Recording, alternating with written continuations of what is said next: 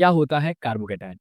अगर आप एक sp3 कार्बन ले लें और उसके चारों तरफ के बॉन्ड को ऑब्जर्व करें, तो वहाँ 4 सिग्मा बॉन्ड होंगे और इसमें से 1 सिग्मा बॉन्ड को आप क्या कर दीजिए, किसी मोर इलेक्ट्रोनेगेटिव एटम से बना दीजिए।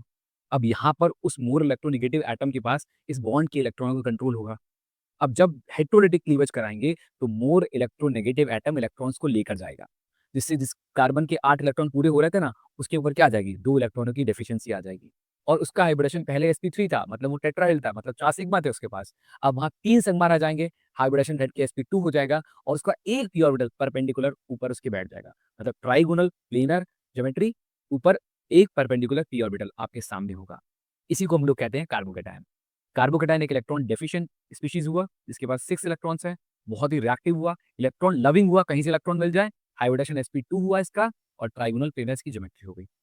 अब अगर तीनों बॉन्ड जो बचे हुए हैं आपके पास, उन पे H लगा दें तो इसे मिथाइल कार्बोकैटायन कहा जाएगा।